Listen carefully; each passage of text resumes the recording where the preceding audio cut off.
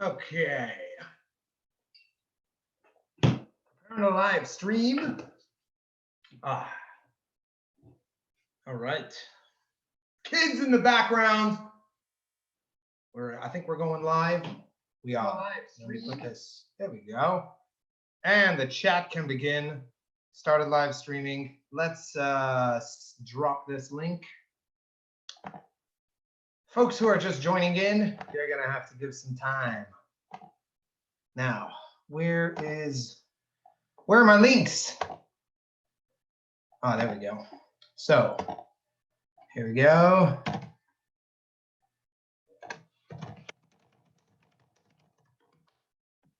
Let's drop it in Facebook. If you're just tuning in, we're getting set up here. Typically, this takes about half an hour to an hour. Say hi. If you're in, say hi. Oh, yeah, someone mentioned, forgot to drop the Zoom link. Whoops. Got to do that now.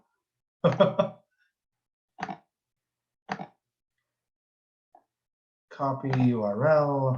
There we go. I'm not going to drop this onto Facebook, guys. Here we go. Don't share the Zoom with the public. Okay, now let's go back to the Frumprov live. Nice. Yosef Payson, Zoom would help. Ellie Spiro, Shalom from up the St. Lawrence River. Toronto? Where is this? How far up the St. Lawrence River are you from? Where are we coming from today? We're gonna get started shortly. I now need to drop it on Facebook. Couple of minutes, folks.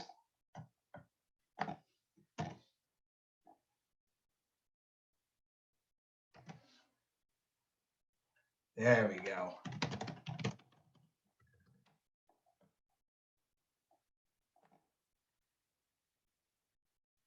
Good stuff, good stuff. All right, is it up? Apparently it is. Let's see the posts. And let's go right back. Ellie Spiro, bingo. Bathurst Lawrence. Not those fit. I went to Yeshiva at Bathurst and Lawrence, Ellie. Hold on, let me check my Zoom if anyone's trying to get in. We got 2 participants, so we're having a chat about, there's someone else waiting. Yaakov, hey, trying to get in. We got 2 participants, so you got to turn off the YouTube, the audio on the YouTube. Else waiting? Put it to gallery view. I'm just going to turn off YouTube. No, you don't need to turn it off. You can keep it on in the background. It's fun. What's the diff? Okay, we've got some more people in here. Yosef, Morty, it's a small week, guys. I was just sharing with Ellie Spiro. How are you guys doing, first of all? Excellent. Okay. Nice to meet you all. So, I've never met anyone in this group just yet. Hi. Hi, Yaakov, where are you from? I live in East Meadow, Long Island. Awesome. I don't even know where that is. This small community, 15 families. Sorry, again? Small community, 15 families, just started. We're near West Hempstead. We're about 20 minutes from the 5 towns. Okay, I've heard of the 5 towns. Is that the place that has like a restaurant called Acharei Barbecue? Best restaurant name of all time. It's a good question. I've never heard of it.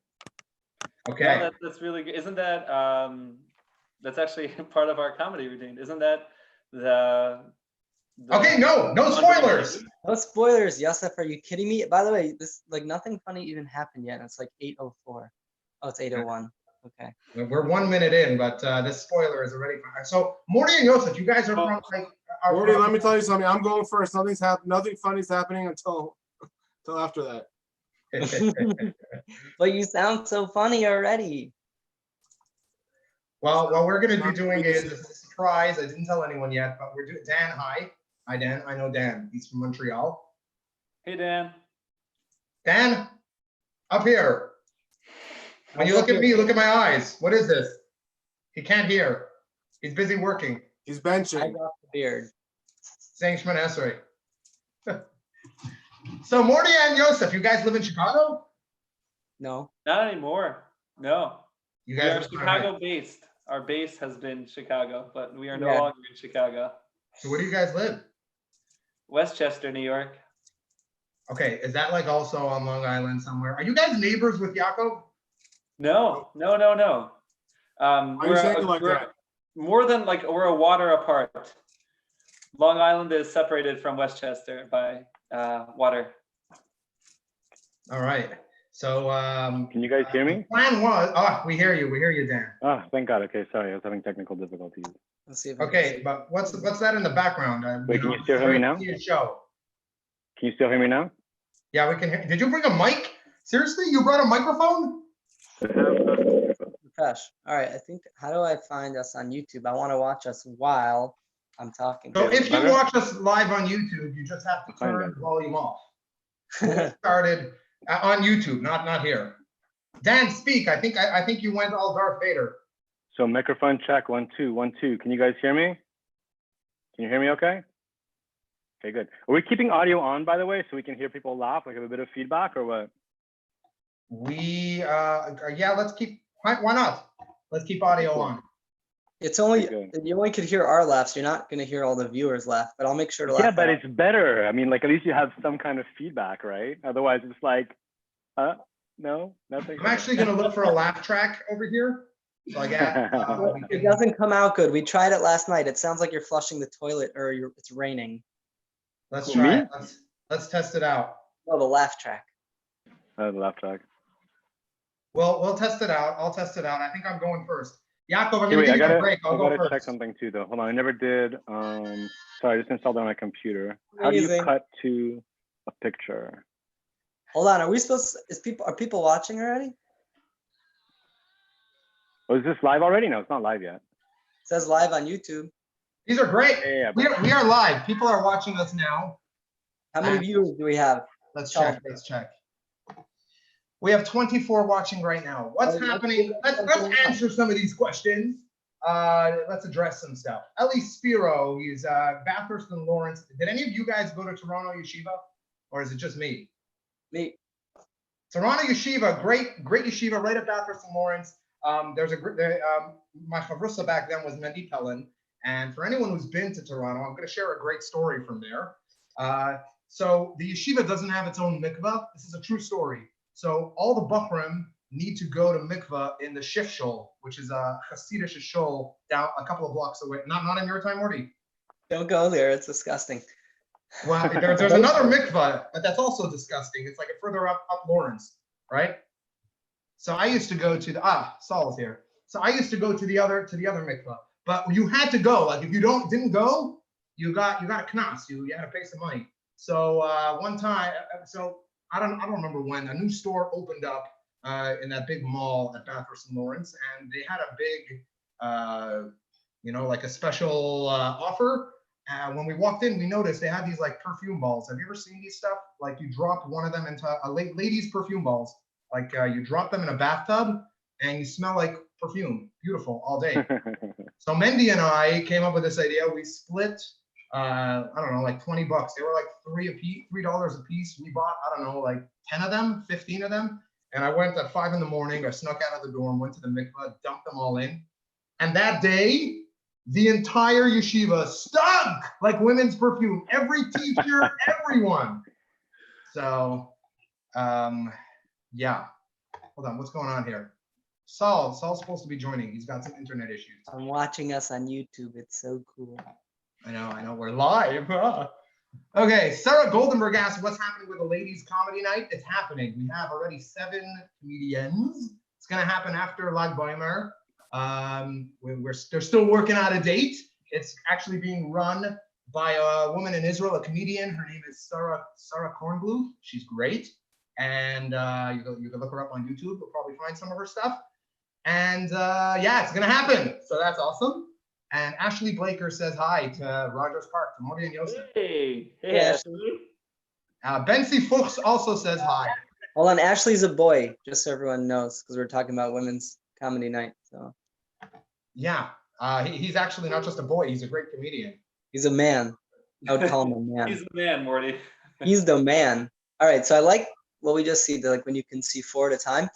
Is there a way, now that everyone's watching, when each person is giving is talking, that it's just them on the screen for YouTube? Keep watching. I way in advance to you. Look, It's like, oh wow, so it's like you've done this before. I've done it Here we before. Oh my goodness, Yeah. look at that. There you are. Saul Cool. might fall asleep. Call him. And Levi Namarovsky says hello. Bensy Fuchs. Hi guys. So where are you guys writing from? Let us know. And we're still waiting for Saul to find his way in, although he's moving later. Hey, Dan, you're back. Ashley Blaker, if you're still listening, could you tell us if we should be nervous? They should be nervous. Oh, How's it gonna work with you guys? Like, should I just keep it to gallery view when it's Rogers Park? I don't 'Cause even know. you're gonna Again. do like an a cappella show or something like that. No, you can't. It's just there's a second delay. So we scratched it about 10 minutes ago. So we're all fresh material. I'll be Wait, right back. this isn't an Everything? acapella show? Nice. Yakov heard a cappella, so Yakov's out of here. He's like, I'm done. Enough with the Sphera. Enough acapella in Sphera. Okay, so usually what I do is when one performer goes, that performer has the main screen. Although if anyone else laughs, they'll kind of cut in for a second, or if you type, or if you, I don't know, if you make other noises. But I'm gonna go first, and we'll try. Usually I keep it at speaker view, which keeps you guys on your toes. It means you guys can't like go like this, or you look like jerks while I'm speaking. So what do you say? Should we keep it to speaker view, to this kind of view, or should we move to, one at a time? I like looking like a jerk. Sorry? I like looking like a jerk. He likes looking like a jerk. All right. Dan has left the room. So I'm gonna go first. So welcome everyone to Frumprov. First of all, anyone who's watching, if you want to try stand-up comedy, this is the place. This is look, 5 of us just chilling. We'll probably be done in an hour. It's a lot of fun. If you bomb, it's only like in front of 45 people, so who cares, right? They're not going to see you again. They're not going to come after you to all your concerts around the world, chasing you, throwing tomatoes, yelling. This is for Morty and Yosef specific. But my favorite brother is Shmuley, just so everyone knows, because I'm just reading a comment. Watch out, All this right, is public. Back to you, face of Chalent. Shalom Goodman is one of your brothers, right? He changed his last name. No, my last name would be Goodman then, or his would be Kurtz, but close. You can do that. You can like, if you get another bris, you can change your last What if we name. hyphenate? Do we hyphenate? Does that work? Maybe he took her name. There's a lot of questions coming in. I love this. I love this. By the way, you guys, I ever since you came out, I remember that video with the Sukkah and Mendy Pellin.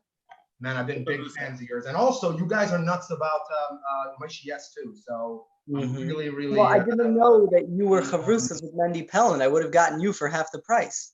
Was that the first joke? All right. How is Saul in here twice? He has 2 iPads. Because he told us there's a 10-minute limit to each performer. All right, so I'll get started, and I'll keep it like this. I think you should be full Hear me? profile when you're talking. Full profile. All Hey right. guys. Hey Saul. Hey, Perfect what's up? timing. We're just wrapping up. Everyone has finished. It was a Yeah, I great can set, tell. I guys. know, It was a right? great set. Yeah. It took like over 5 minutes for my computer to load the thing. Well, we're up to Eleno. It's all good. Call me. We I'll got an help you out. iMac from the 80s. Yeah, well, you're up to Elenu. That's when I first start my chakras. So You're a JFK just for kiddish, right? You show up just for with your- kiddish. There you go. I like that one. JFK just for kiddish. Yeah, I like All right. that. I like that. How you guys So I'm doing? gonna get started with my set. And we'll get this thing rolling. Yeah. And I have somewhere here my list of who's Yaakov, you're going next. Okay, this is my list over here. All right. So today my son was on a Zoom class, and I heard his Rebbe say, "All right, which one of you?" No, sorry, I started off bad. Can I start again? This is terrible. Yeah, of course. Yes. Oh, rewind. Woo! Maybe I keep it right there. I know. Ha. So my son was on his Zoom class, and I overheard his Rebbe saying, "Chaim, you're not wearing a hat and jacket. did you come to class without pants too? And the kid was like, actually, I'm not wearing any underwear either. Now, we're like the same as usually like there's a great rabbi who once said that if Jews don't make Kiddush, the non-Jews are going to make Havdalah. I mean, either way you look at it, we're ending up with free alcohol. So, you know, but this great rabbi said that, and it's true. We've got to find, usually we wear stuff that are to differentiate ourselves from non-Jews, and especially now with the Zoom, we essentially all look the same. The only differences are our yarmulkes and our tzitzis. And yarmulkes are something that I love. I'm a big fan of yarmulkes. I actually believe that everyone should wear yarmulkes because they're just so practical. Because of my yarmulke, nobody has any idea that I've been going bald since I was 9 years old. Yarmulkes are also great for killing bugs. If you ever go to a park and you see a guy like just jumping up and down, that's me. Having found a colony of ants. I'm not frying out. That's not what's happening. And yarmulkes are also good for changing light bulbs, taking food out of the oven.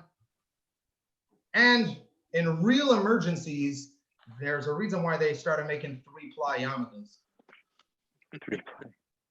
Now, tzitzis, on the other hand, have no real practical use. I mean, tzitzis, like these strings coming out of your pants, the only time they've ever done something for me was that one time when someone tried to pickpocket me, and they stuck their hand in my pants, and their fingers got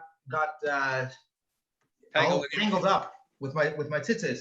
And I realized it, but I was in the middle of shopping, so I dragged them around town for half an hour. Then I took them to the amusement park. Turns out the guy didn't like roller coasters. Those rockets swinging made him dizzy. And the end, he was begging me, please take me to the police, please. Brought him to the police, and they were very impressed. They were like, where do you get these string handcuffs? So in that way, they're practical. Another way they're practical is, like how if you drop a nickel on the ground and you don't want to perpetuate that Jewish cheap stereotype. So you just take a bunch of nickels out of your pockets and throw them all around and just yell, free money, everyone, it's from the Jews. And then everyone starts bending down and you're all excited and you're like, hey, wait, are you Jewish? Don't bet. You guys know what I'm talking about, right? Yeah, like I keep money with me all the time for this. It's like, you know what I'm talking about. You know what I'm like, you're in a restaurant and you notice that the waiter is not Jewish because he's wearing a blue shirt that has a giant cross on it. So you tip him like 300%, right? You know what I'm talking, because you don't want to perpetuate the cheap stereotype. Anyway, so I was losing a lot of money. So eventually I came up with a genius solution. I attached little magnets to the bottom of my tzitzis. And that way, when I would walk by, if a coin would fall, I'd just bend down casually a little bit and it snaps right up. But what ended up happening was I became like a human metal detector, picking up nuts and bolts. And I looked like a member of Hatzalah. I picked up a muffler and the thing was like choking me. It was like, have you ever tried to sleep with tzitzis on and you wake up in the middle of the night, like, half choked? And it always happens like right when you're having like one of those like really bad, like not kosher dreams, Anyway, so tzitzis, just tzitzis. I was trying to think about tzitzis, like why do we wear them? And I'm looking inside and I asked, like I remember when I was a kid, they told me the reason why you wear tzitzis is to remember all 613 mitzvahs. And the clue to that is that the gematria of tzitzis is 613. But you have to count, you have to include, it's not 613, but you need to include the knots and the strings. And if you add them all together, it equals up to 613. Like, what kind of gematria is that? That's the stupidest gematria ever. Can you imagine if they did this with other mitzvahs? Like, why do you wear a sheitel? To remember all 613. Sheitel, you add it up, and then you count every single hair. Or why do we get a bris? To remember all 613 mitzvahs. You add up bris, and then you add it. Hold on, that actually works. Yeah, that's actually 613.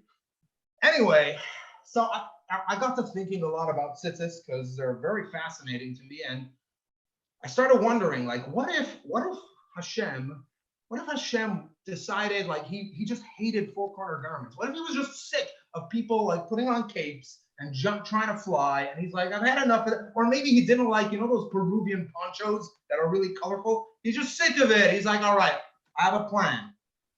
I'm gonna make a law that anything that has four corners that you wear, you just gotta look like an idiot, a goofball, and attach a bunch of strings to it. And then like 1,000 years later, some Jew is just like, hey, wait, there's a free mitzvah in the Torah. Everyone should go get these tzitzis, attach these strings to them. We should all wear four-corner garments. Like that really, really backfired. And this guy then started selling them for like $60 a piece. And that's such a ripoff. By the way, that was a pun. That was for Dan. That was for you. A good pun about a ripoff. Yeah.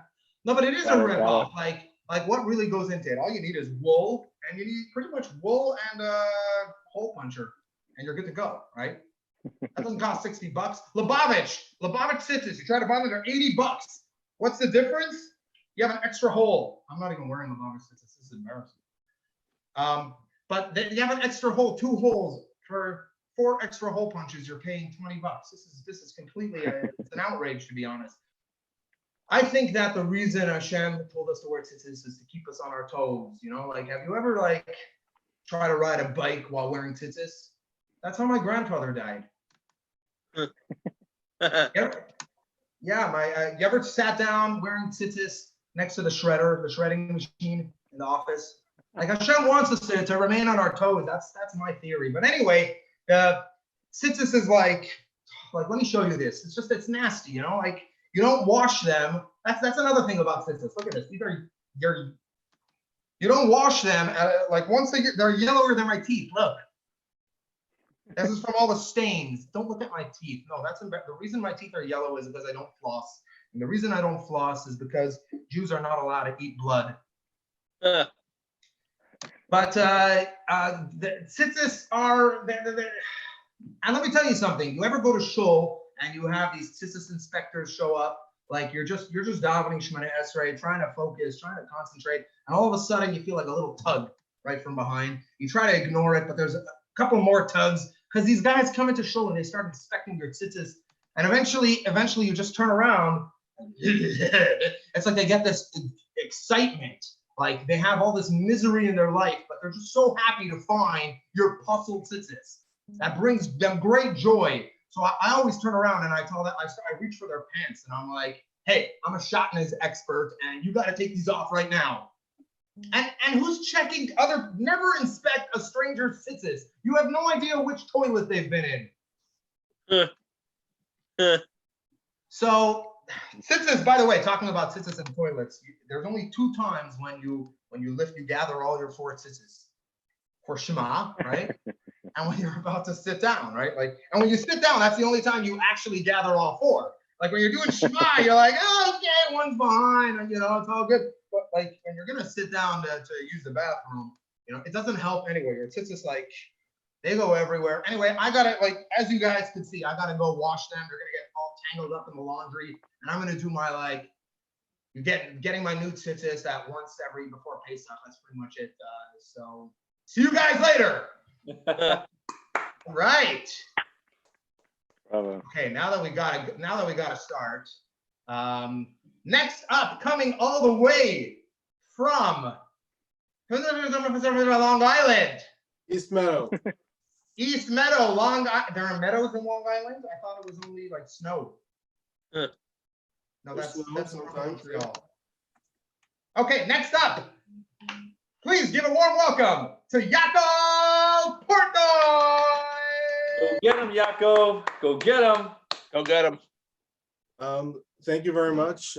My first time trying anything like this at all in public. I want to thank Shalom Face for setting this up. I want to thank what I would say as of today is my friend Chaiko for forcing me to do it. We'll see what happens after tonight if we're still friends. I don't know. We'll see how this goes. I will let him know.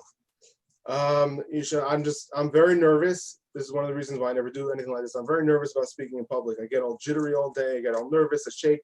Like today, for example, I only had 10 meals today.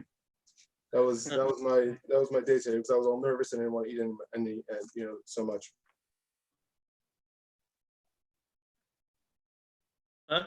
You're still there? There. Frozen. Sorry.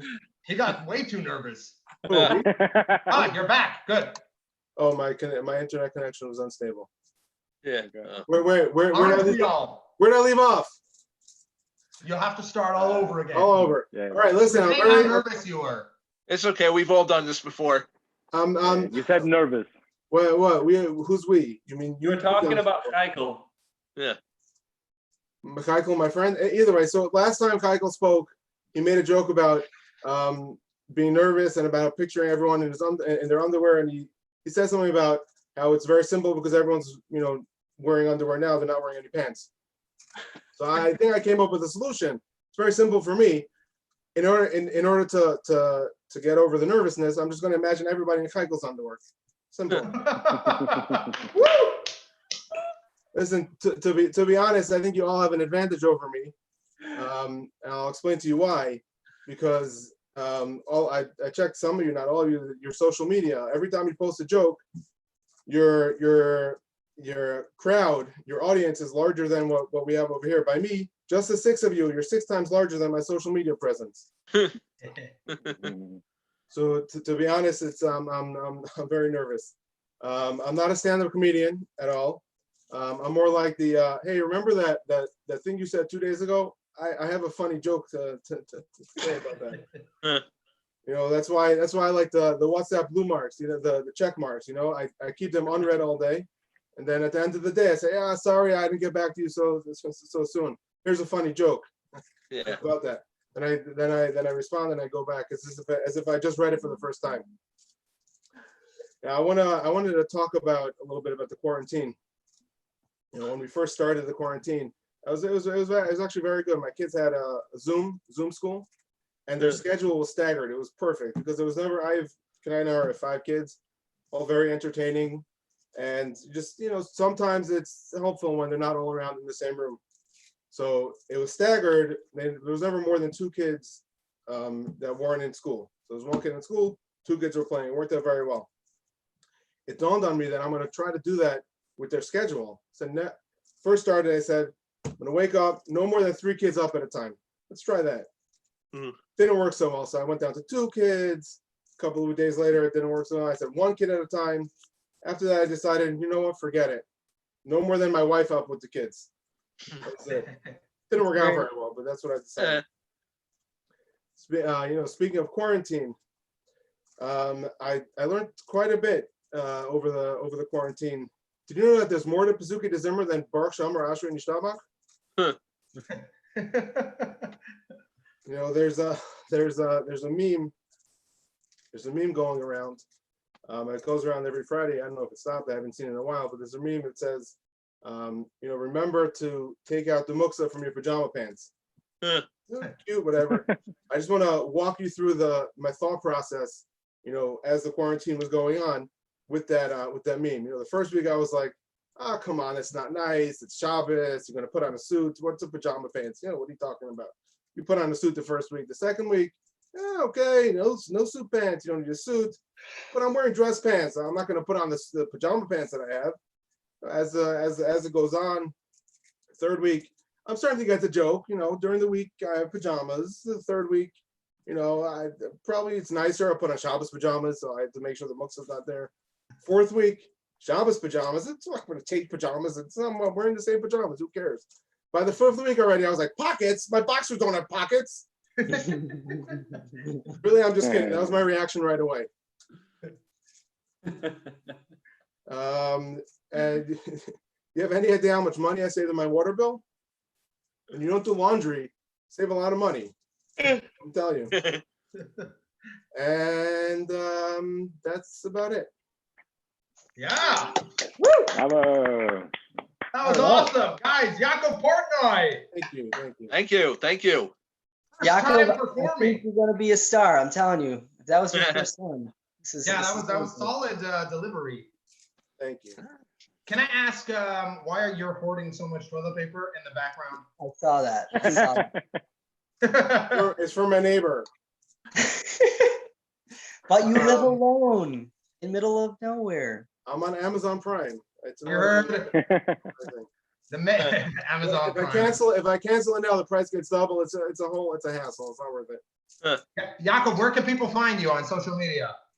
You can't. Make it pay. You can follow paid. I'll be there. All right. Ladies and gentlemen, Jakob Portnoy. Next up, another guy starting for the first time all the way from Montreal. Dan Laluz. Woo! Welcome everyone to tonight's event. I'm really thrilled. No, I'm just kidding. Yes, this is my first time ever doing stand-up. It's my first time on YouTube, and I figured today's Yom Ha'atzmaut, but it's also the Omer, so like, could I do Shechianu? I don't know. Okay, today's my first time doing stand-up. Ironically, I'm sitting down. So first topic, Corona, lockdown, COVID. How's that affecting you guys all? I'm good. Thanks for asking. I'm still single. My daughter's not always with me, so it's kind of weird to be home alone sometimes. You know, there's like no kids to wake you up in the morning. It's really easy to get into like lazy habits, you know? I've been sleeping in, kind of praying with the late minyan, eating whenever, you know? When I get dressed, sometimes it's like, do I want to put on the good sweatpants today? I don't know. But between this event and today being Yom Ha'atzmaut, I took the occasion to get dressed up nice for tonight. Well, more precisely, I actually got dressed tonight. Well, not entirely. I don't know if you guys want to see what I'm not wearing. Oh, sorry, wrong crowd. Never mind. Okay. Do it. No, but seriously, you can't actually do that in Montreal. You can't like not get dressed. You have to always be clothed. In the winter, it's really cold, you know? And I have this weird feeling, like I always feel someone's kind of watching me, like through the windows or something. And I don't even live in a religious neighborhood, okay? That's me. Anyway. I'm watching. Right? It's true, fellow NDGer. But I want to give a lot of props to Tzvi, actually, for organizing these events. It actually started out a couple of years ago at the Chabad. It was like a men-only, from men, live, in person. Comedians were actually standing up. I think we actually lost a lot of our Frum regulars though, because now we're doing it online, right? So it requires internet. But it's weird too. Like, have you seen the random polls going around like in religious circles on Twitter? There was one I saw recently. It was kind of asking like, do you actually still get dressed up for Shabbat and Yom Tov, seeing that you're staying at home? And it got me thinking, like, imagine that. Religious circles on internet. I do computer consulting as my profession. So back in the day, at the beginning of my tshuva, when I first got introduced to the religious community, I go to people's houses, you know, and I'd ask, okay, where's your internet connection? And usually the lady of the house who would be like loudly, what? What? We don't have internet here. Chaz v'shalom. What are you talking about? Kids, go immediately to your room right this minute. It's in the bedroom. Come, I'll show you where it is. Don't tell anybody.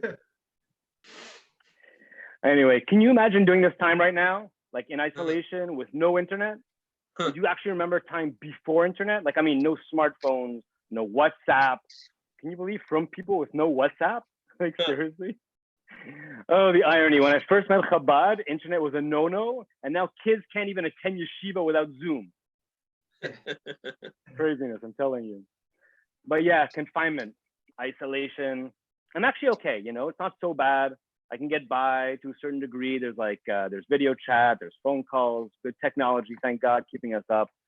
But I think it's actually been helping me in many ways. So like usually, actually I go to pray the same minyan for Shabbat with Tzvi at the Chabad in NDG. He's very inspiring in real life. So now like in the mornings when I'm home alone doing Shachrit, you know, I pretend that I'm the Chazan, you know, like, and it's spring, I keep my living room, the windows are open, the sun is coming out.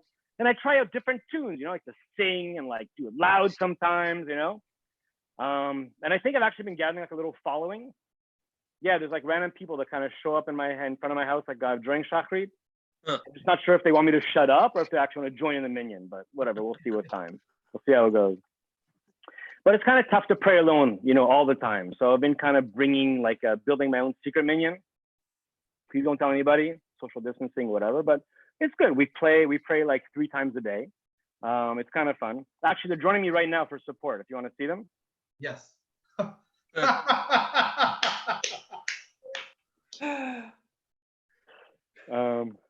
do I get back? Okay.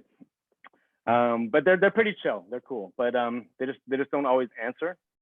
But anyway, okay. Life could be worse. Anyway, I know last week was officially the last post-Pesach Frumprov event. I couldn't join last week. But I heard that he who speaks more about the coming out of Mitzrayim should be praised. So here we go. So I'll start at the beginning, okay? Let's go back to Bidat Chametz. Bidat Chametz. Burning of the Chametz. I can never say. Binyan Chametz. Binyan Chametz. Let's go with that. Okay, fine. So, I live in a duplex, and my non-Jewish landlord lives downstairs below. And it's kind of weird, I realized how our traditions must look so bizarre to non-Jews. So, for example, the morning, it was on 10 a.m. I came outside and I had a platter, and I figured, okay, let's do this quickly. I look out and I see him down below, and I'm like, yeah, do you mind if I'm just gonna make like a small fire on my balcony for about 20 minutes or something? Is that okay with you? He's kind of like perplexed. He's like, what's going on? Why? So I figured, you know what? It's good. Like, I'll kind of explain our traditions a bit. Maybe he'll understand. He has no clue about Judaism, So I explained the whole idea. First you have to clean out the house. We have this concept called chametz. We get rid of chametz from our hearts, from our lives, from our homes. We scour the house, cleaning out the chametz, all the crumbs, all the dust. Okay, yeah, I know. Chametz, dust is not chametz, but still, we hide 10 pieces of bread around the house, and then we burn them, which is what I'm doing right now. The truth is, this year was really special. Like I said, I'm alone at home, right? So this year, I actually had to hide all of the 10 pieces. And then when I'm searching for them with a little feather and a candle, I have to act surprised when I found them. Oh, that's so funny. Wait a second. I still didn't find number 6. Oh, whatever. I'll figure it out. Anyway. You missed 4 of them. Yeah. And then when you make the transition from chametz to matzah, right? Shmura matzah. What's up with that? Honestly, I try to be, more machmir or whatever. I try and eat shmura matzah only throughout Pesach.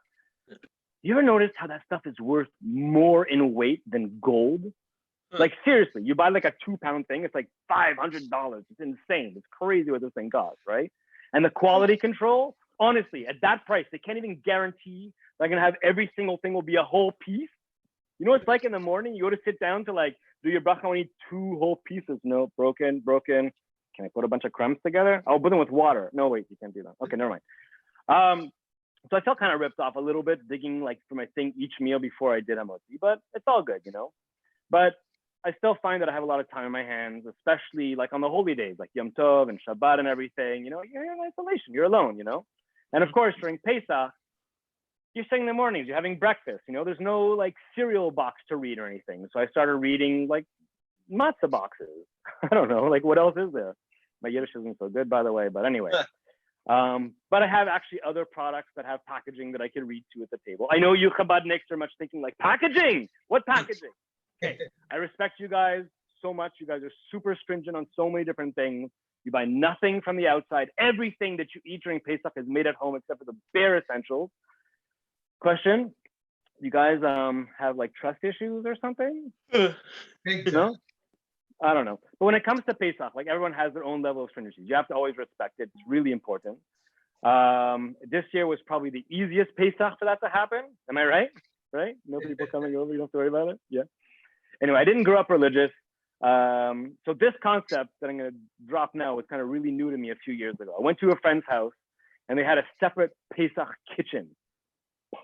There was really weird smell in the air too. What are you guys making? Schmaltz. I'm like, anybody have schmaltz? For my non-religious friends and my Sephardic friends who are watching, schmaltz basically is they take and they boil down chicken fat and they use that to fry everything instead of oil. Wow. The first time I had this, I literally felt my arteries clogging up like with each bite. It was such an experience. It was crazy. And then you talk about the whole eating non-gebrach thing. I don't know. I'm not gonna go there. Don't worry about it. Sorry. But yeah. So, but spending Pesach alone was kind of weird, you know? Like I'm usually having a big table. I have my whole family. I have friends. I have a bunch of people around. We do the Seder together.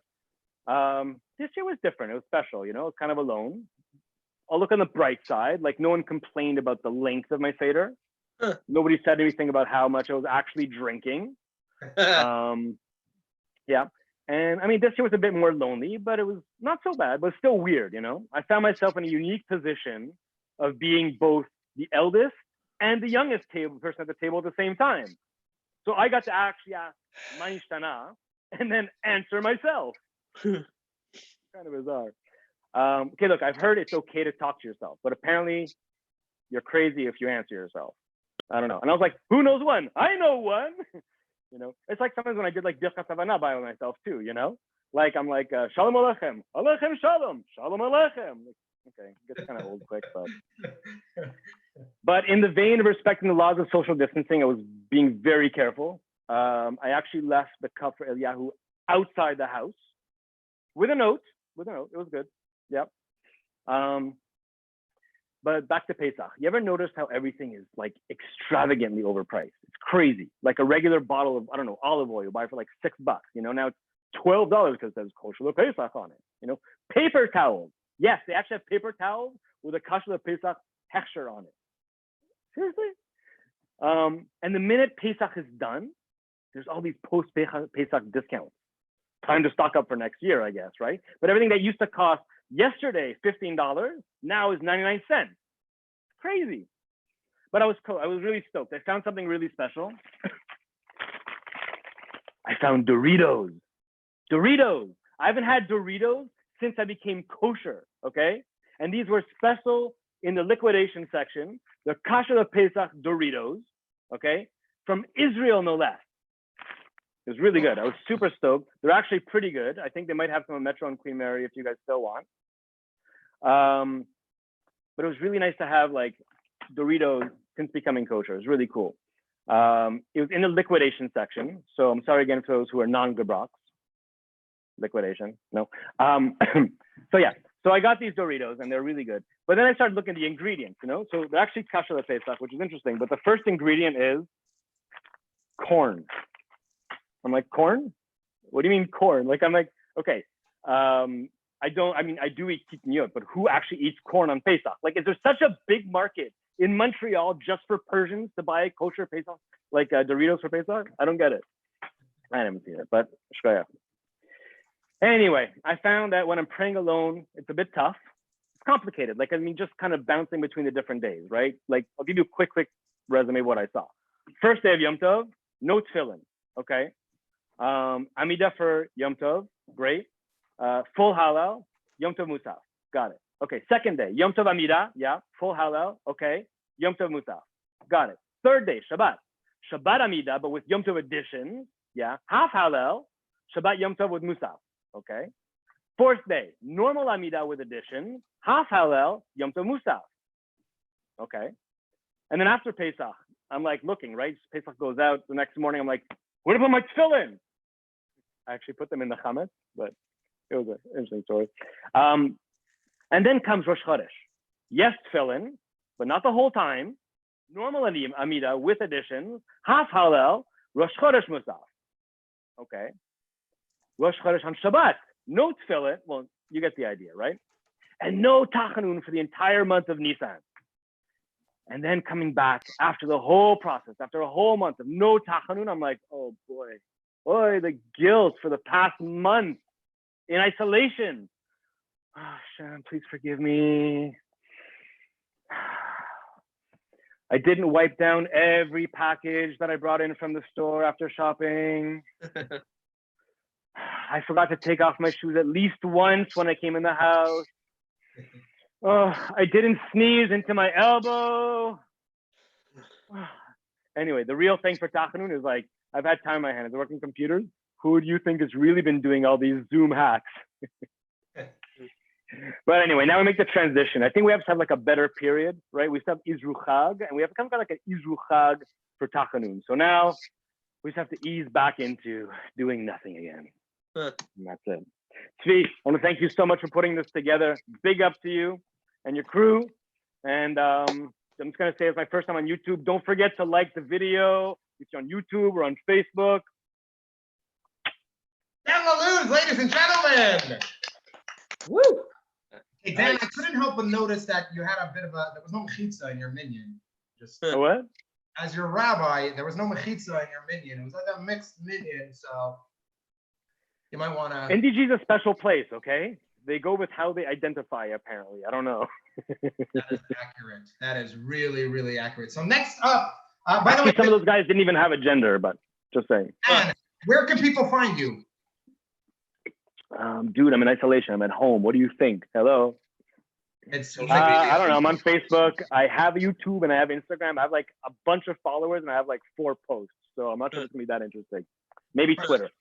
By the way, this guy, for those who don't know, Dan Lalouz is a pun master. All right, Huh? this is true. They say Shivim. Challenge accepted. Challenge What? accepted. So that's a great segue because next up, I decided I wanted to. The best way to introduce these people, they are known as Rogers Park. It's Yosef and Morty, but I wanted to introduce them. Hold on, I'm going to share my screen for a second. Okay. Let me find where I put it. A minute. There we go. An a cappella song, folks. Rogers Park, this is them right here. They're a band. Let's play this in the background.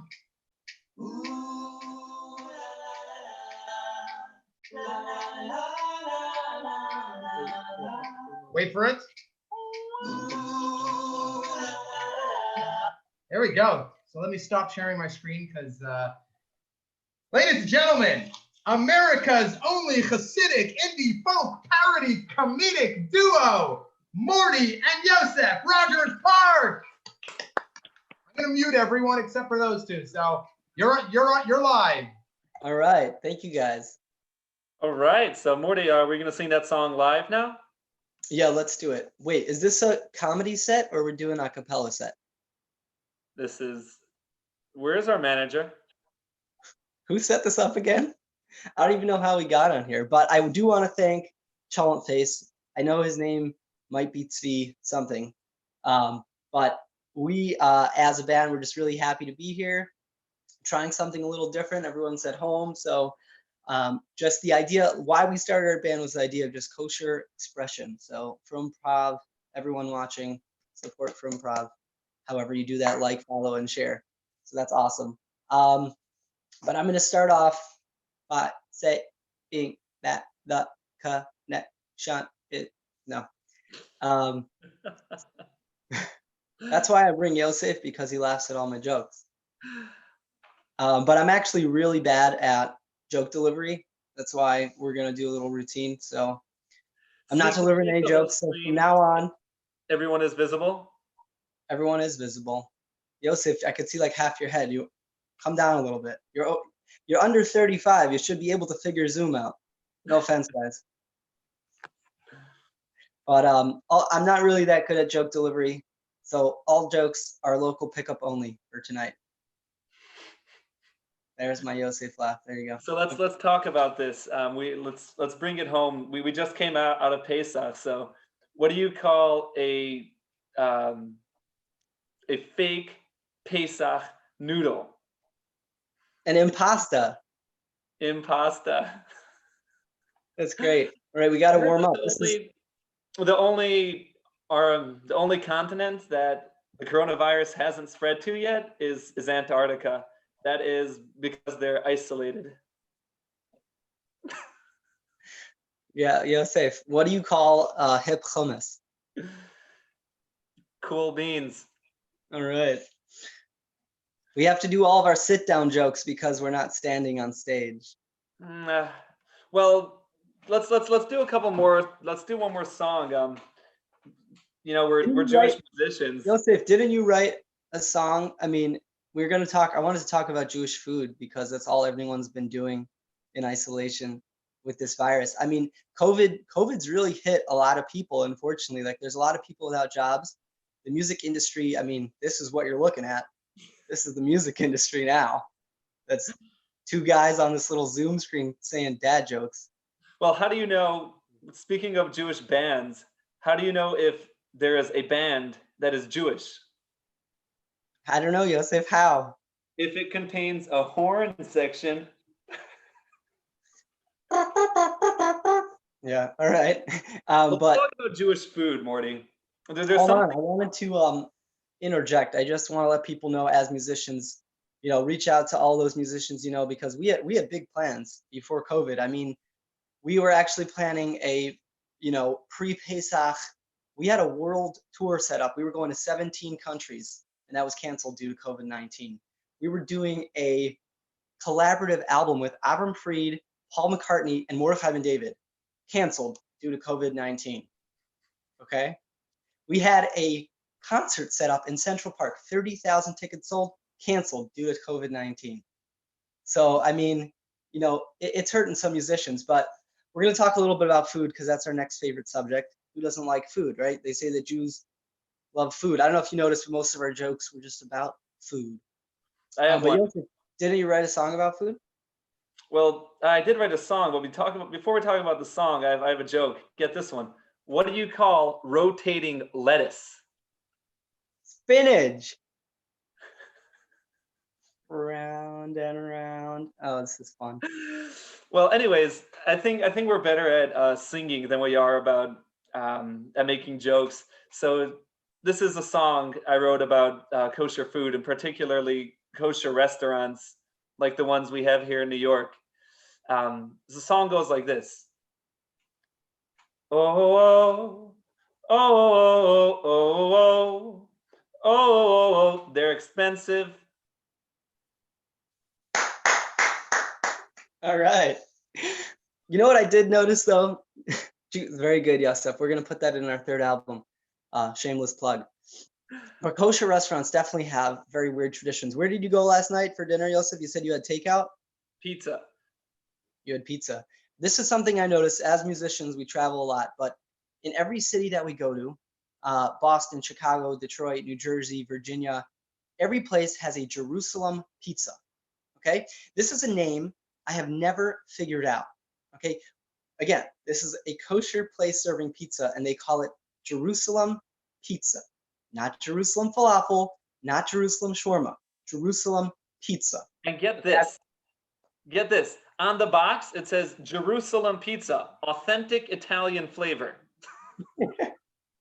Right? Like, I really don't understand what's going on. Like, yes, if they probably have like an Israeli in the background, like making pizza. Like, is that what Israelis are known for? It sounds something like this. Nunu achi. Yalla, let's go. Let's make gavina, tahina, hummus, dough. You want spicy? Spicy. Green spicy. Right? It's like the only conclusion we came to was that this has got to be like a code. I mean, like Jerusalem pizza, you know what that looks like to a Gentile? That's like saying, come to this restaurant, we're serving French corn dogs. Or how about this? It kind of sounds like, would you go to a restaurant that's called Mexico City wonton soup, authentic Asian sauce? It doesn't fit. But we came to the conclusion that this is basically a place for Jewish people to hang out. I mean, no Gentile is going into Jerusalem pizza. It's like a stay away sign because it makes no sense to them. I mean, this is probably how people, especially Chabadniks, would hide from the KGB in Russia. They just had these big signs on the front of the door that said Jerusalem pizza, authentic Italian flavor. There is no cheder or mikvah here. Yeah, nobody's stepping in there. Nobody's going inside. That's great. But the one thing we still have yet to figure out after that is how the sushi gets in there. Because every kosher restaurant, dairy places, pizza places, they're serving sushi at these Jerusalem pizza. I'm still trying to figure it out. But I'm stunned. I mean, this whole thing, I mean, like we're celebrities, but the Jewish food industry is really, really pushing it. I mean, lately there's this new kind of celebrity called a foodie, which I haven't really figured out. I mean, since when did our celebrities be about people that can eat?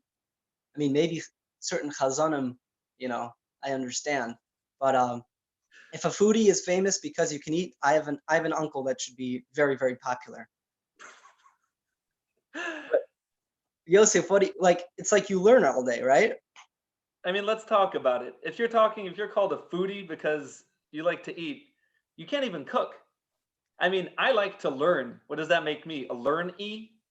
Can you imagine them going on a plane? They're going to like a conference or something, or they're going to their next kosher restaurant. So they sit down, they get comfortable, and they make some small talk to the person next to them, and they say, "Oh, why are you going to Chicago? I have family. What are you going? Oh, I'm going for work. I'm going for work. Oh, what do you do? I eat." I eat too, Yosef. I eat 3 meals a day. I mean, if someone starts paying me, I'll start midnight snacking, midday snacking. This is actually a thing. I mean, I can respect a food critic, right? That's a little different. They tell me where to eat, what not to eat. But I feel like most of these foodies, they go into every single restaurant and they order everything on the menu and they're like, all of that was awesome. Get in my belly. Right? And that's it. It's not something, I don't know. I mean, I thought about it also, but like they come up with these crazy recipes. I mean, seriously, like which mom is going to go into the kitchen right now and make her kid a graham cracker marshmallow stuffed Torah for lunch? Right? But let's talk a little more. Let's talk about COVID. I think COVID is something really, really appropriate. It says a lot of people are out of jobs. There's a really high unemployment rate, and certainly someone who's out of a job right now is the Yetzer Hara. Right? I heard the Yetzer Hara was out of a job, Satan. So him and his demon buddies got together and they started a business to sell sunglasses, and they called it Shadim. Well, talking, we have the stage here. We have talk. People can listen. Like, yeah, I think we should try to break some stigma. Let's talk about therapy and therapists. So, going to therapy, people go for all sorts of reasons. I think it could be important. And, my therapist told me that I have a problem verbalizing my emotions. I can't say I was surprised. It was great. So new, Yosef, you're Chabadnik, right? I am a Chabadnik. You know how we know who's Chabad over here? I'm just going through our comedies. Basically, whoever's got well, now we can't really tell because it's Sphira, so everyone's got the beard, right? Well, let's talk about Chabad and Chabad houses. And, we actually started, you were saying why we're called the parody duos, because we made a parody to our Sukkah's Falling song. But that was it. We both worked on campus with Chabad. We had a very fun time, actually. It was a really, really nice year of shlichus. But one thing that always gets me, that I've worked for a few Chabad houses, and think about it, there's 4 nights, or really 8 nights, that you have to fill up. And they come up with the craziest names. I mean, everything in theme. They have sushi in the sukkah. They have hookah in the sukkah. I mean, like, what's next? Stingrays in the sukkah? Like, anything that fits, they have it. Do you remember, like, when Purim parties? Morty, guess what's coming for Lag BaOmer? How are they getting people? What's this year? Lag BaOmer in lockdown. Right now, they have to have like these themed parties, like Purim in space, Purim underwater. Like, what just happened to Purim party? Like, that's gone. It's completely gone. But either way, we got a little more for you guys. But so I have a little one. He's about 2 years old, and he's really, really talking a lot lately. And we're thinking about different schools to send him. And I had a thought come up recently. We did a little tryout at one of these schools, and we like to talk a little, as Chabad, we like to talk a little Yiddish to him. And he came home from school one day, and the teacher just said, "We're not going to have him back the next day." And I had no idea what was wrong. So I tried to talk to him. I said, "What happened?" And everything seemed normal. And then he said, towards the end of the day, he said they were trying to, we were putting my shoes on, and they asked, they said, "How do you put your shoes on at home?" He says, "Well, I have my hentelach and I have my fiselach, and every day my tati puts my feces in my shoes." And that was it. Well, speaking about that, how do you know that an unborn baby needs 2 shoes and not 1 shoe? Wow. Because it's a fetus, not a footus. Shkoyach. Okay, I think that wraps it up for us. Yosef, do you have any more dad jokes? No, that's the last one. I mean, you know, now that a lot of people are out of a job and we don't have any concerts for the next long time, I've been thinking about, you know, different occupations, how I could keep myself busy. And something I thought that really came across my mind was cleaning mirrors. It's something I could see myself doing. Woo! All right, I'll see you at That's Jerusalem all. Pizza. Thank you. Maybe. One more thing about the Jewish obsession with food. I mean, even the top, you know, the comedian we know, his name isn't, you know, like Robin Williams. It's Cholent Face. That's good. That's true. I think we like our food, but you know, that's how Jews are. So That's thank all you we guys. Bravo, bravo. Big Rogers up, Park, Cholent ladies and Face. gentlemen. Plop, plop, plop. That was amazing. That was amazing. Where can people find you? They got to follow you. If anyone's watching and wants to hire a band that not only performs music, but also, that was hysterical. You couldn't hear us all. We were all muted, but we were giggling.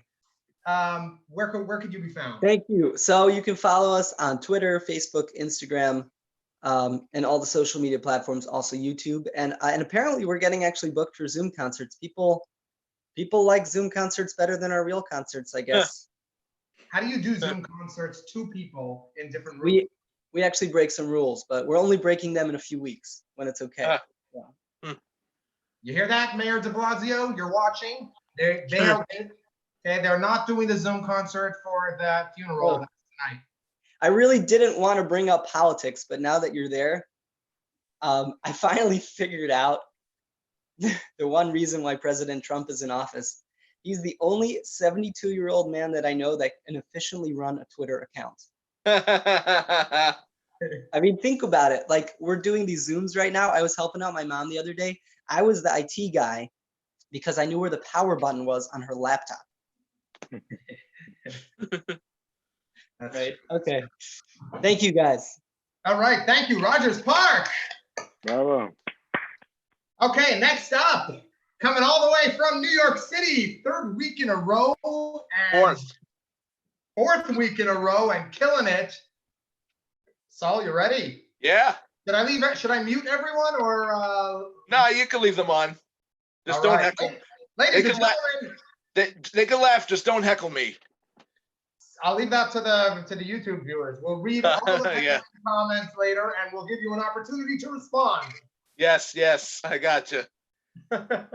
Ladies and gentlemen, Saul Auerbach. Thank you, Tzvi. Thank you, Cholent Face. Thank you so much.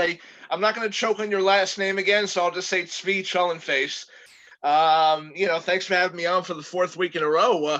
And by the way, the music duo, to the guys who did the music, I just wanted to say that with all those puns going on, I was surprised you didn't refer to Lag BaOmer as Lak BaOmer or something. But you know, I'm not that good with puns, so I'll leave you guys with the puns. Anyways, how you guys doing? I hope you're all doing well. I spoke about Pesach the last 2 times I was on, so I want to talk a little bit about Purim now.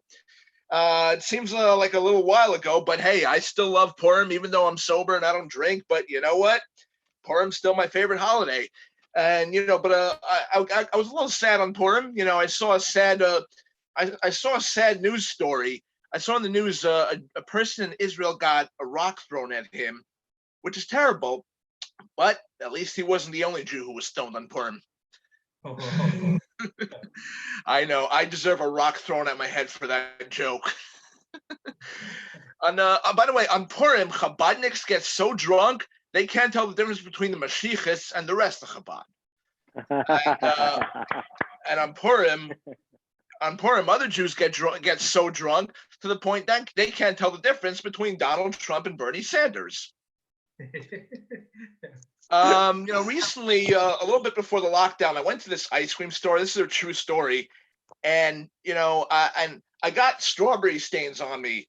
And people were looking at me. I didn't even know that I had them on me. People were looking at me like, why do you got these bright red strawberry stains on your shirt? I'm like, well, you know, I don't know. I just had ice cream. And they're like, you look like you got stabbed or something. So I'm like, Oh, okay. Well, maybe next time I should wear it on my head and face. This way you got, yeah, and chest. This way you think I got stabbed in the head and the face and the chest. I'll work on that joke, but okay, That's good. that's a new one, so I was testing it, so I'll have to work on it.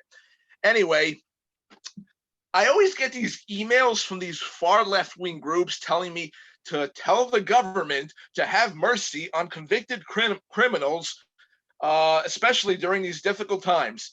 I get them all the time. Anyone else ever get those? No. Consider yourself lucky. I get those, and what's interesting is they never, ever, ever tell me what crime the people committed.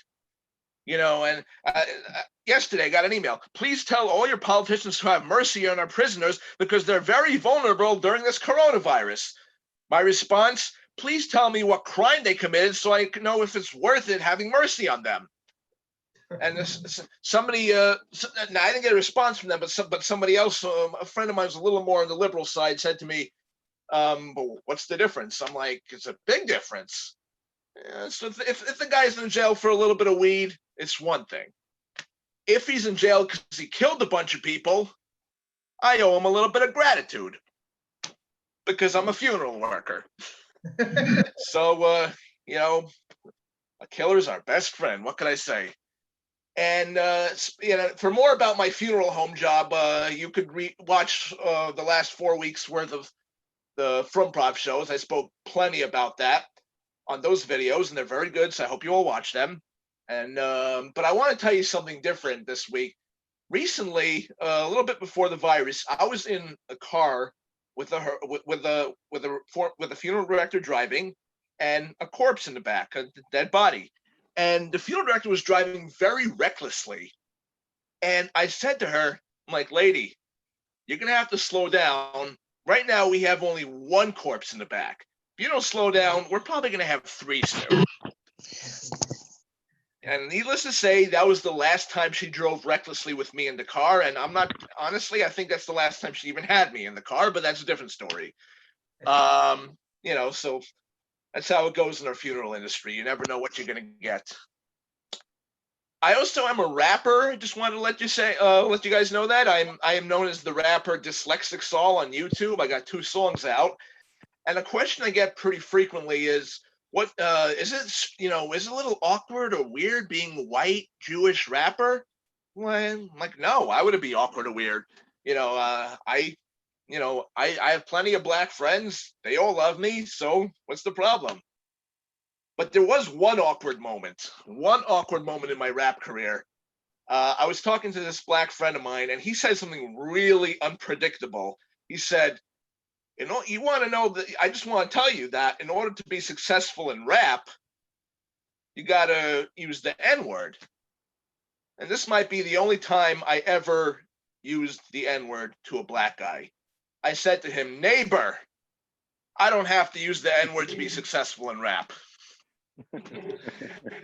And, I also have an interesting relationship with music. As a comedian and a music artist, I have an interesting relationship with other comedians and other music artists. The music artists love my comedy and the comedians love my music. That works out very well, doesn't it? Yes. Anyway, I want to tell you about something else. When I grew up, my parents used to talk to me in Yiddish a lot, and I really didn't like that. I wanted to speak English. I did not like Yiddish. Like when I was 8 years old, I knew nothing about history or politics, yet I was already telling my parents, this is America. Speak to me in English only. And my father said to me, don't worry. Years later, you're going to thank us for teaching you Yiddish. And ironically, he's correct. These days, I thank him very much for teaching me Yiddish, because I'm a heavy metal head, and now I understand the German heavy metal band Rammstein. Not sure if you're familiar with that, but their music is pretty much 90% in German. And if I didn't learn Yiddish as a kid, I don't know if I'd understand half their lyrics. And another thing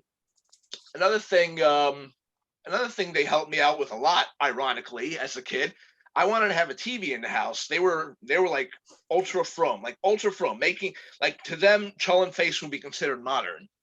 And they fought bitter tooth and nail. They're like, we're not having a TV in the house.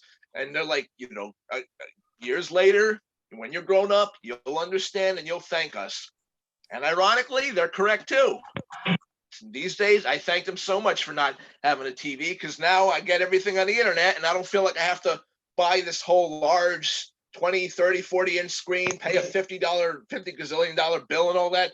Thanks, Mom and Dad. We went straight to the internet. I didn't need a TV, none of that stuff. I get all the schmutz here all at once. I think that'll be it for now. Thank you very much for having me a 4th week in a row. Thank you, Chilling Face. Oh, good stuff. Good stuff. So now Thank you you. Thank you. Salara. Thank you, everybody. So that heavy metal German stuff, it's all anti-Semitic, right? I don't think any of it is anti-Semitic. I can't even think. I mean, I did hear one. Like it.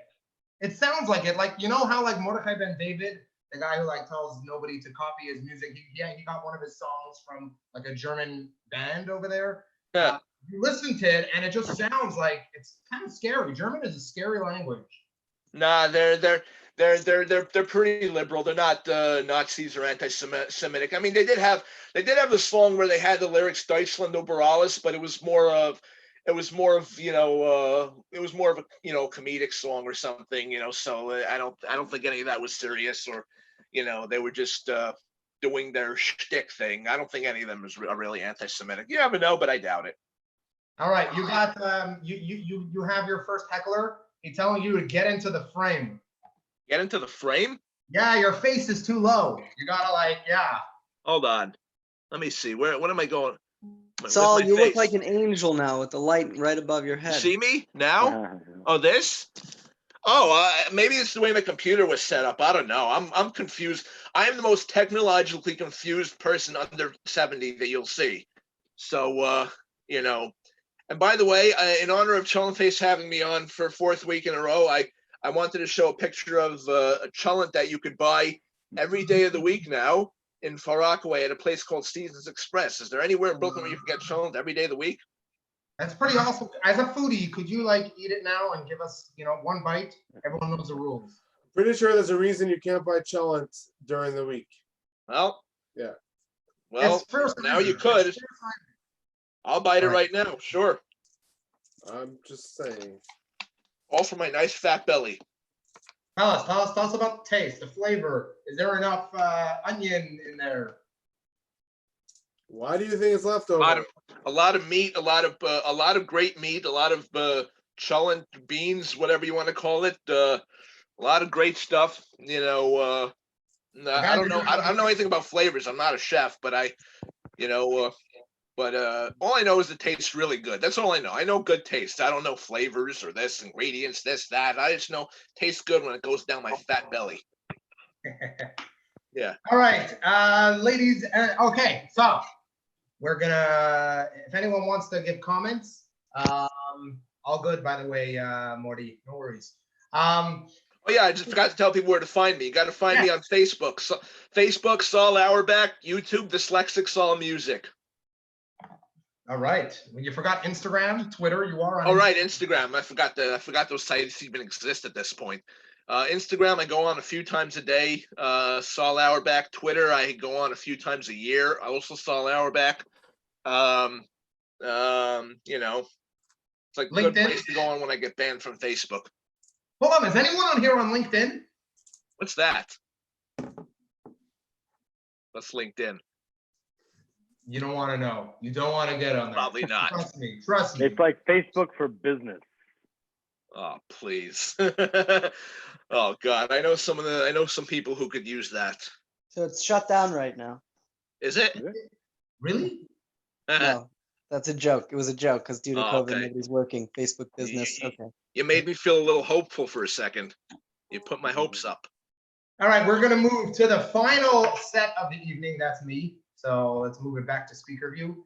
And which is good. I get to see Saul. I get to see your great smiling face.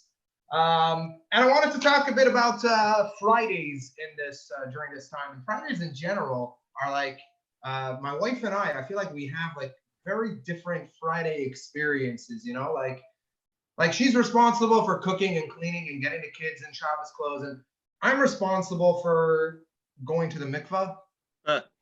I do that like normally, not nowadays, and I miss that. Like I usually go. Really, it's like to get away from the craziness, to get away from the house. But there's a reason why like the kids outside the mikvah they sell flowers. It's as penance. But the house is so crazy, and so I have like a completely different experience where I'm all about the errands. Like even nowadays, it's just like, all right, what could I do? What could I do? And all week, I'm just worried about this. I'm bothered. Are there going to be errands this Friday? Okay, I'm not going to go shopping on Thursday because I need an errand for Friday. And then Friday comes, and even if there's no errands, all of a sudden my wife comes up with like 20 errands. I think she makes some of them up. Last week, she sent me to the cleaners, and I went there, and I'm like, I'm here to pick up shirts for Hershkowitz. And they're like, you're not even in our system. Yeah. Hershkowitz, your wife called. She wants you to pick up Ami magazine too. So it's like sometimes also you go shopping, but like you never go shopping. You never add another thing to the cart. Yes, that's like one of those known rules, because then you could get sent out again to the same store, right? For more. And that's why everyone in IGA knows me by name, all the cashiers. And then as it gets closer to Shabbos, our roles sort of change. There's more of a frantic pace as it gets closer. My wife is in charge of sweeping and mopping, dusting the furniture, giving the kids baths, putting clothes on them, setting up the candles, setting up the table, putting the challah cover on, and my job is to make sure everyone knows how many minutes are left to candle lighting. There's only 2 minutes to lichbenchen. Lichbenchen has just started. What's going on? I take my role very seriously. I love it. And then Friday night comes, and Friday night I feel like we kind of ruined Friday night. Like Hashem decided, I'm going to give you guys a very romantic, lovely evening. Candlelit dinner, have some meat, have some, drink some wine, and then we brought in gefilte fish. Like we totally ruined it. The world's first protein bar. We completely ruined Friday night dinner. And Shabbos comes in, and we're all like worried because Shabbos has like a lot of laws change. For those who don't know, there are like 39 laws. Some of them are like detailed, like you can't cut anything that has a picture or letters on it. You can't even cut things that are perforated. Like Shabbos is the worst time to have a birthday. You can't cut your birthday cake. Can't open the presents. Can't even read the fax from grandma. Yes, my grandmother is still sending me faxes. Shabbos is also electricity. You can't use electricity, which is when you turn on the light, you're lighting a little spark, and that's really annoying because we're really into our electric gadgets. Like every Jew is showing off their latest mobile device. They're showing off their cars, the personal CAT scan machines in their homes. This is what we're into, and all. So this whole electricity thing leads to some pretty crazy, weird scenarios. Like your Shabbos with guests on a regular time, not a Corona, and you enter the bathroom and someone forgot to turn on the light, so you start stumbling around trying to find, trying to feel your way around the toilet, knocking over just everything, just toothbrushes, toothpaste going everywhere. And then finally you find the flush. You sit down very carefully and like, whoa, I'm sorry, sir, ma'am. It's just very awkward. So there's some solutions that we have to avoid this issue, and one of them is if you have a child under 2 years old, they could kind of, they're not old enough yet of age to understand these things, so they're allowed to sort of break Shabbos. Like you could say like, hey, Ezra, come over here. All right, now sit down.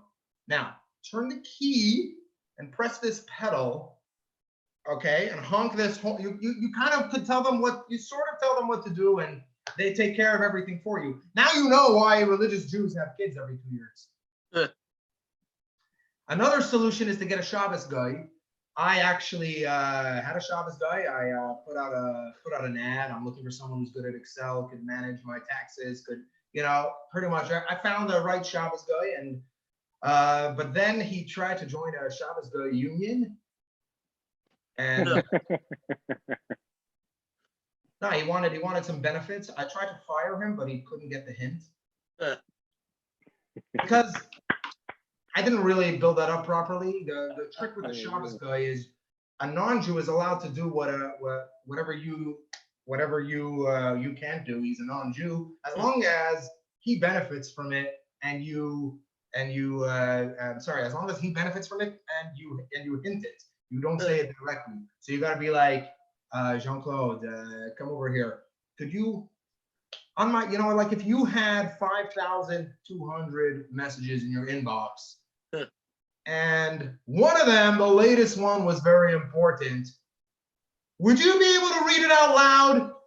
And don't forget to check the weather so you benefit from it. Now, this is a true story. We left the light on in a bedroom or something and went outside. Back then, I lived in the Jewish ghetto over here in Montreal, Westbury area.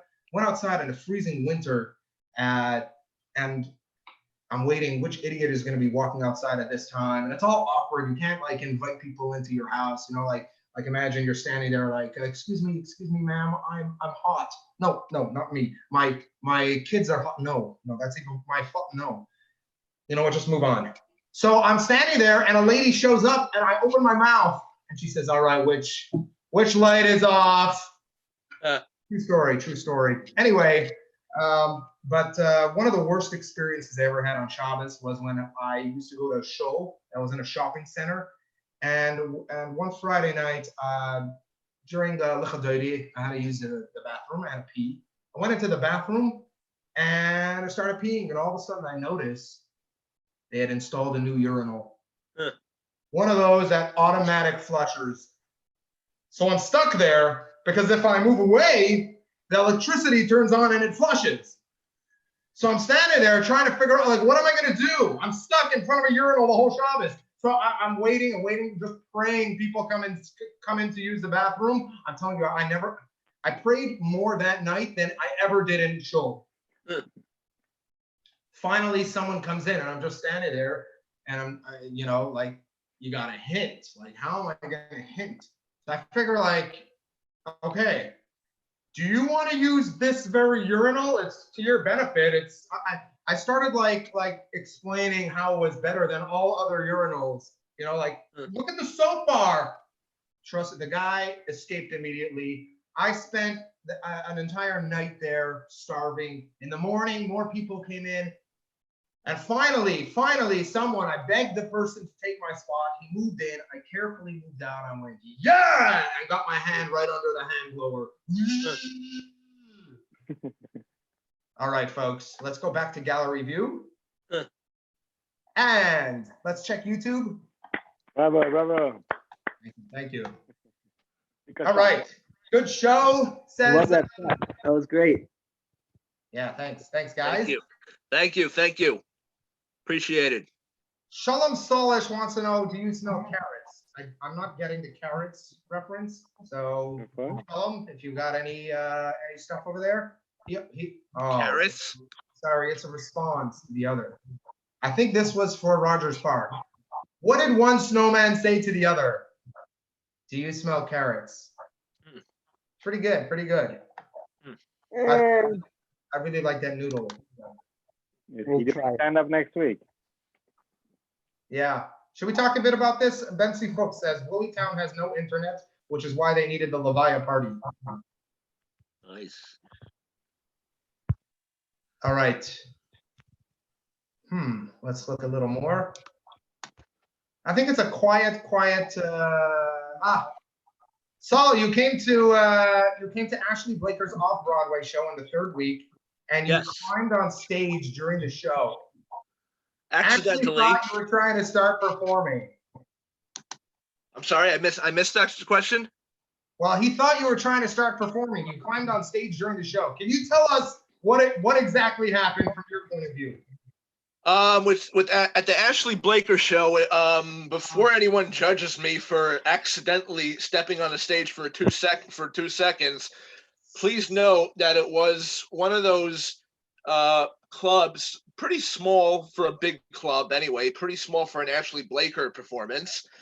And let's just say the stage was, I was sitting front row, which I always do at comedy clubs, especially when I'm not performing, because I like being picked on.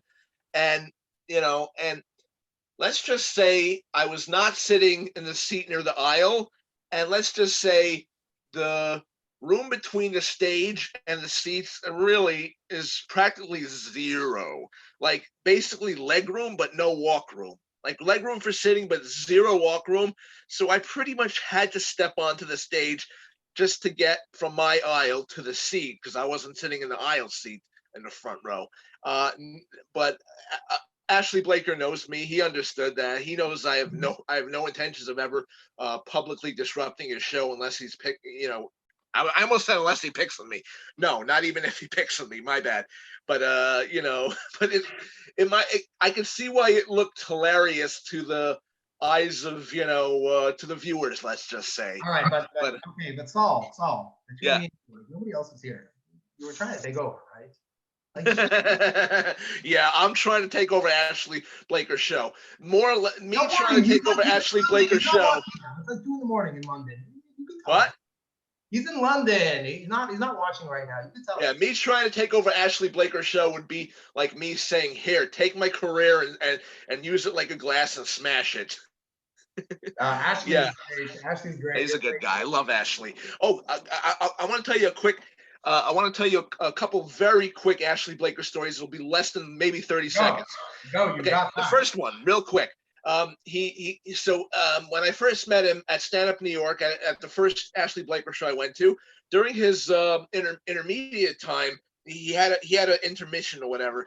And I introduced myself to him and I told him, "Hey, I'm Saul Auerbach. How are you?" He's like, "Oh, yes, I know you. Not only are you Saul Auerbach, you're also the rapper Dyslexic Saul." And that's the first one. The second one, it was a few months later. This was in February. It was a Mutzi Shabbos show in Cedarhurst, and I introduced myself again to him after his set, and he said, "I actually heard your set on the Frumprov show from a few weeks ago with you were talking about your funeral home job. I liked it. It was really good."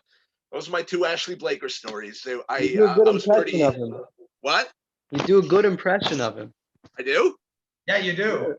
Oh, really? I don't know what Dan just walked out. He left us with his minion on here. How are 2 options? I don't know what that even is. Oh, yeah. What the heck was that, Dan? I'm not sure my Ashley Blaker impression is good or is it not good. You Zoom bombed us, Dan. I've been Zoom bombing for the last month. I've been Zoom bombing Lakewood Yeshiva. Just teaching all the kids Tanya. Nice. Nice. All right, I guess let's close off here.